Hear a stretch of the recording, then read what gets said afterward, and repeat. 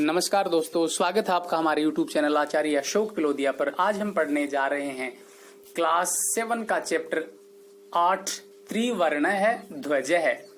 त्रिवर्ण है, 3 रंग का, ध्वज मीन्स झंडा अर्थात तिरंगा।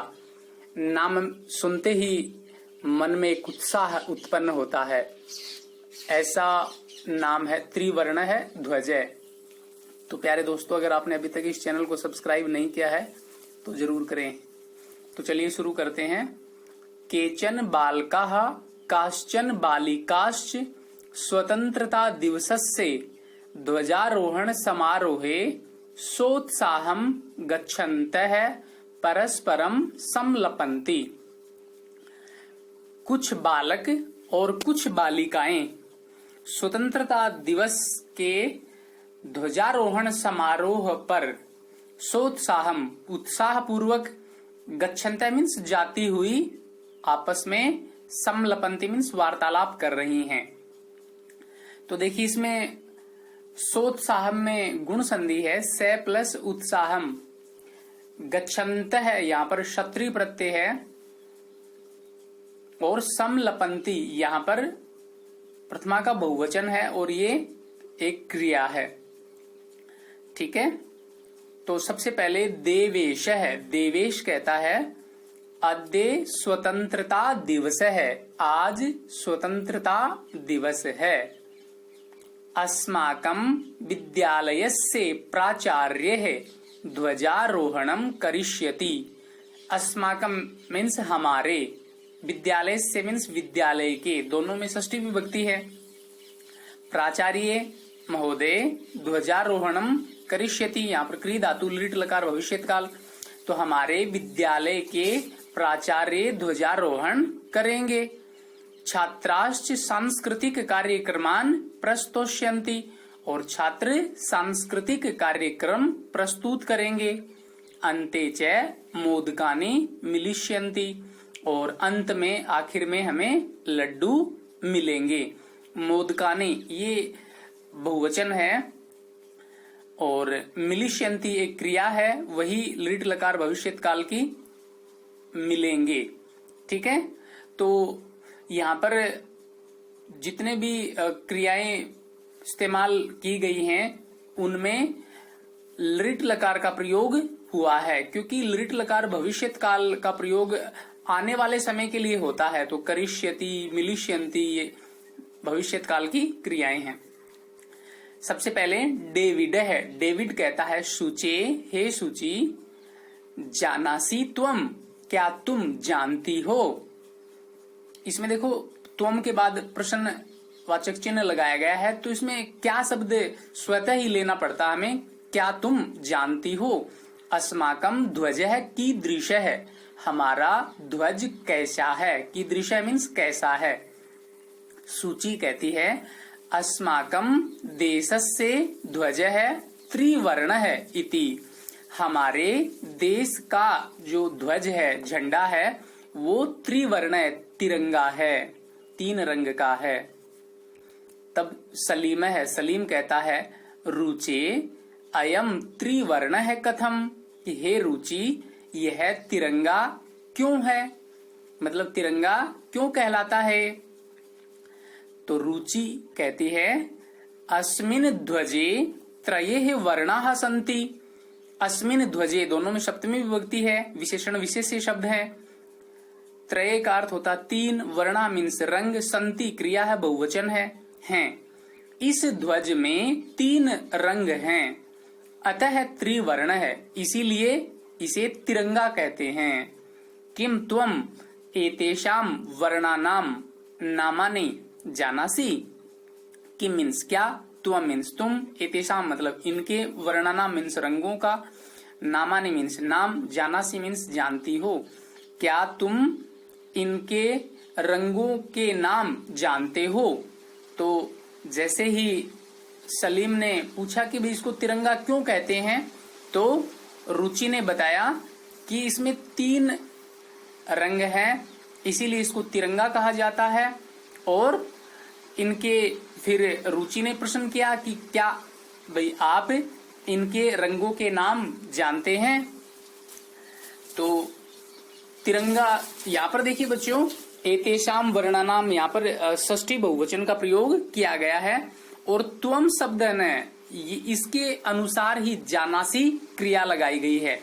सह तौ ते त्वम 4 नंबर पे जानाति, ऐसे ही इसमें जो जानासी शब्द है वो 4 नंबर की क्रिया है। आगे है सलीम है। सलीम से जब प्रश्न पूछा तो सलीम जवाब देता है अरे केशर वर्ण है, श्वेत है, हरित है च एते त्रयः वर्णाः, कि अरे केसरिया रंग, सफेद रंग और हरा रंग ये 3 वर्ण हैं, ये 3 रंग हैं। देवेश है। देवेश कहता है अस्माकं ध्वजे एते त्रयः वर्णाः किम सूचयन्ति। अस्माकं में षष्ठी विभक्ति है, ध्वजे में सप्तमी विभक्ति है। हमारे ध्वज में, हमारे झंडे में एते त्रयः वर्णाः ये 3 रंग किम सूचयन्ति क्या सूचना देते हैं, क्या संदेश देते हैं। सूचयन्ति प्रथमा के बहुवचन की यहाँ पर क्रिया का प्रयोग हुआ है। तब जब देवेश ने पूछा कि ये ध्वज के जो 3 रंग है वो क्या संदेश देते हैं, तो सलीम है। सलीम कहता है शृणु। शृणु मीन्स सुनिए, लोट लकार मध्यम पुरुष एक वचन का प्रयोग है इसमें। केशर वर्ण है शौर्यस्य, केसरिया रंग है वो वीरता का। श्वेत है सत्य से और सफेद रंग सत्य का। हरितश्च समृद्धि है और जो हरा रंग है वो समृद्धि का सूचकाः सन्ति, समृद्धि का सूचक है, समृद्धि का प्रतीक है। तो सूची कहती है किम एतेषाम वर्णानाम अन्यदपि महत्वम। अन्यदपि में जशत्व संधि है, अन्यत प्लस अपि। वर्णानाम और एतेषाम में षष्ठी बहुवचन का प्रयोग किया गया है। तो देखिए सूची ने क्या पूछा कि किम एतेषाम वर्णानाम अन्यदपि महत्वम, क्या इन रंगों का अन्य भी कोई महत्व है, क्या कोई और भी महत्व है इनका। तो देखिए इसमें प्यारे बच्चों 3 रंगों के बारे में जो बताया गया है उसमें 3 रंग होने के कारण जहां जहां क्रिया का प्रयोग किया गया है वहां पर बहुवचन क्रिया का प्रयोग हुआ है, जैसे संति, सूचयन्ति। तो बहुवचन अगर करता है तो उसके अनुसार बहुवचन की ही क्रिया लगती है। तो इसमें सलीम ने बताया कि किस प्रकार ये झंडों के जो रंग हैं वो क्या क्या हमें संदेश देते हैं, किस किस के प्रतीक हैं। तो डेविड है। डेविड कहता है आम, हाँ। कथम न, क्यों नहीं। ध्वजस्य ऊपरी स्थित है, केशर वर्ण है, त्यागस्य उत्साहस्य च सूचक है।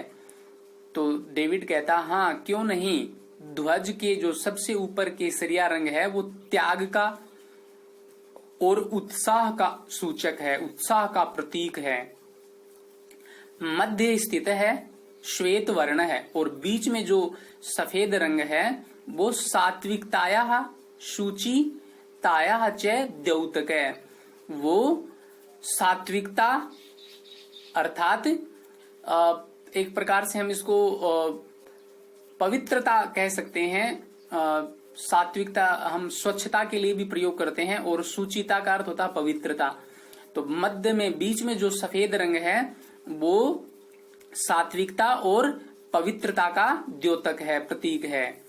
अधः स्थित है, हरित वर्ण है और जो सबसे नीचे जो हरा रंग है वो वसुंधरायाः सुषमायाः उर्वरतायाः च द्योतक है और जो सबसे नीचे हरा रंग है वो धरती की सुषमा और उर्वरता का प्रतीक है। तब तेजिंदर कहता है सूची, हे सूची, ध्वजस्य मध्य एकम नील वर्णम चक्रम वर्तते, कि हे सूची ध्वज के मध्य में एक नीले रंग का चक्र है। ध्वज के मध्य में एक नीले रंग का चक्र है। तो यहाँ पर भी देखिए ध्वजस्य शब्द में षष्ठी विभक्ति है, मध्य शब्द में सप्तमी विभक्ति है। एकम नील वर्णम चक्रम, ये विशेषण विशेष शब्द है, एक संख्यावाची विशेषण है। चक्रम शब्द की विशेषता कि वो नील वर्णम, नीले रंग का है और नीले रंग की भी विशेषता कि वो एक ही है और वर्तते यहाँ पर क्रिया है जिसका अर्थ है।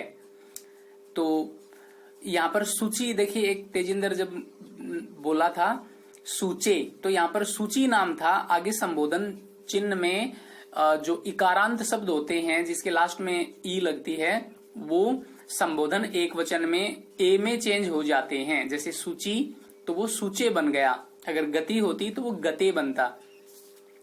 ठीक है, आगे है सूची ही। सूची कहती है आम आम, हाँ हाँ। इदम अशोक चक्रम कथ्यते, इसको अशोक चक्र कहते हैं।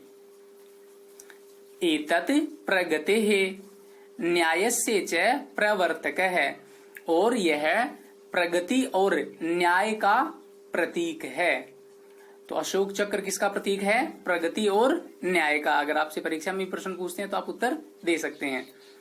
सारनाथे अशोक स्तंभ अस्ति, सारनाथ में अशोक स्तंभ है, और सारनाथ बिहार राज्य में स्थित है।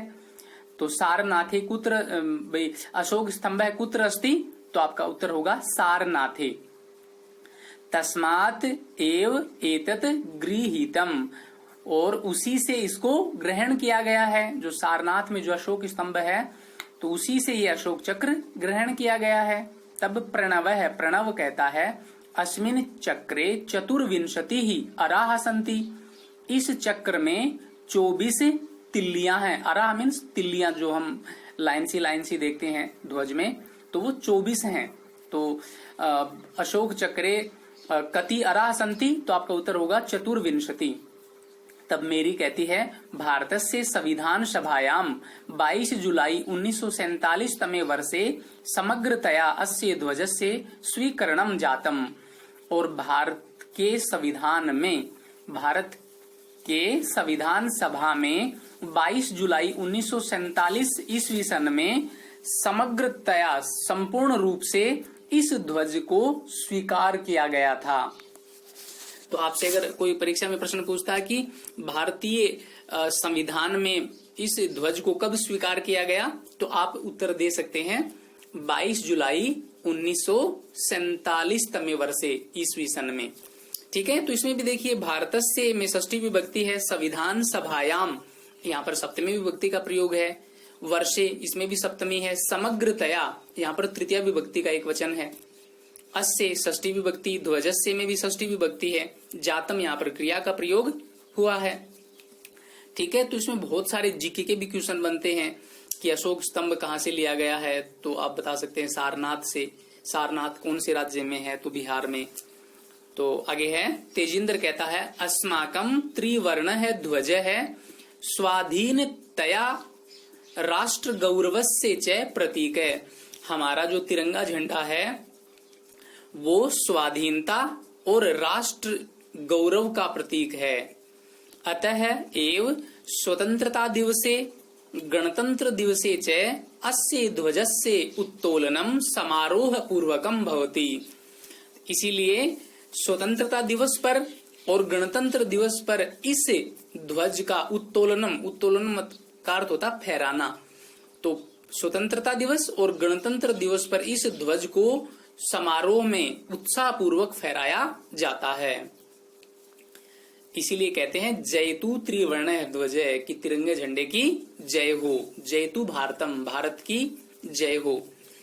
और तिरंगे झंडे के बारे में आपने बहुत कुछ जाना है बच्चों। तिरंगा नाम सुन के ही हमें हमारे जीवन में एक उत्साह और उमंग दौड़ पड़ता है। तो इस तिरंगे के लिए हमारे बहुत से वीरों ने अपनी शहादत दी है, और हमारा भी ये कर्तव्य बनता है कि इस तिरंगे की आन बान और शान को बचाए रखेंगे, तभी हम उन वीर शहीदों को पूरा सम्मान देंगे। तो मुझे उम्मीद है आपको ये पाठ बहुत अच्छे से समझ में आया होगा। तो प्लीज इस चैनल को जरूर लाइक करें, सब्सक्राइब करें और अधिक से अधिक मात्रा में शेयर भी करें। धन्यवाद।